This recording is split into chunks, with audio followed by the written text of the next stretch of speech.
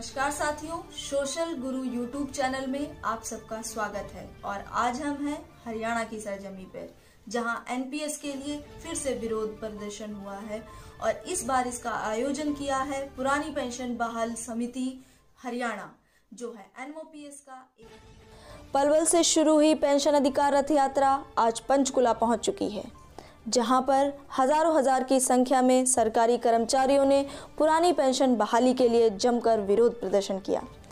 इस आंदोलन को सफल बनाने के लिए दिल्ली के मुख्यमंत्री माननीय अरविंद केजरीवाल जी पंचकुला पहुंचे। आपको बता दें कि माननीय मुख्यमंत्री जी को आज यहां तक लाने का श्रेय दिल्ली एनओपीएस के अध्यक्ष श्री मनजीत सिंह पटेल एवं महासचिव आकिल अख्तर एवं उनकी टीम को जाता है।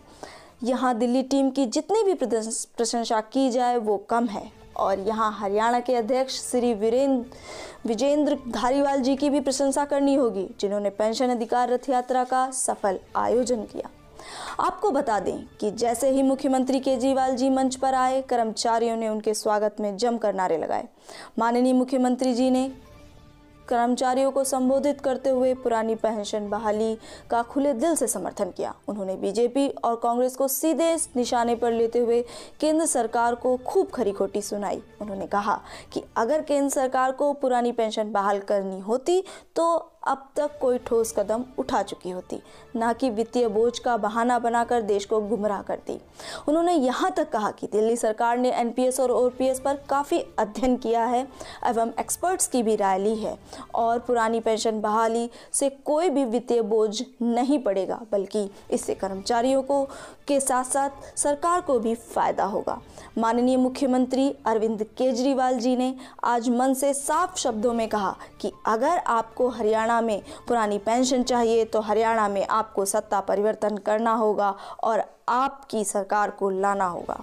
आपको यहाँ पर बता दें कि 26 नवंबर 2018 को दिल्ली के रामलीला मैदान में एनएमओपीएस के बैनर तले देश भर से आए लाखों सरकारी कर्मचारियों से उन्होंने वादा किया था कि वह पुरानी पेंशन बहाली पर कर्मचारियों के साथ होंगे। इसी क्रम में उसी दिन उन्होंने विशेष सत्र बुलाकर दिल्ली विधानसभा में पुरानी पेंशन बहाली के लिए बिल भी पास कर दिया था।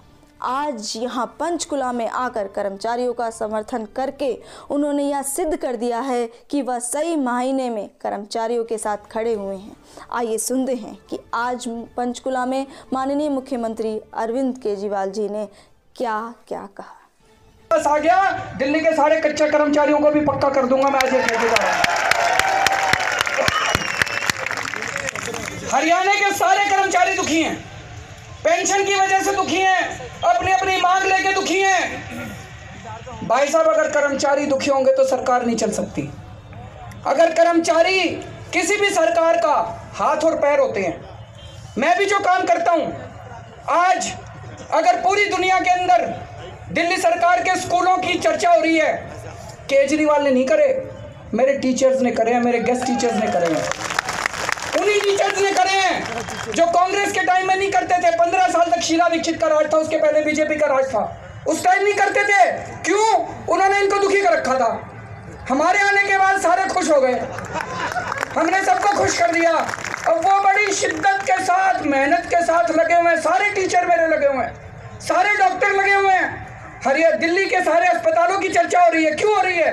वही डॉक्टर, वही नर्स, वही पैरामेडिकल स्टाफ, हमने कोई बदला थोड़ी है, लेकिन उनको खुश कर दिया। उनकी जितनी मांग थी सारी पूरी कर दी।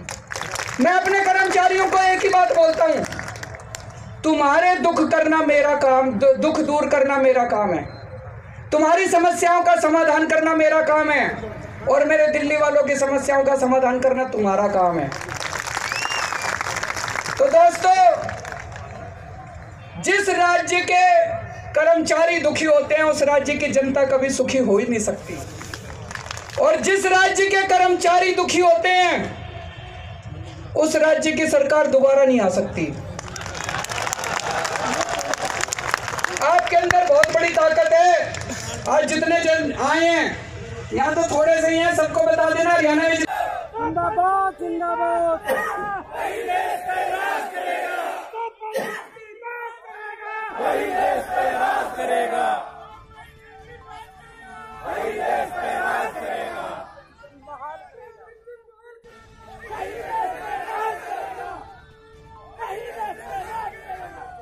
कर्मचारी अपने हक के लिए लड़ रहा है।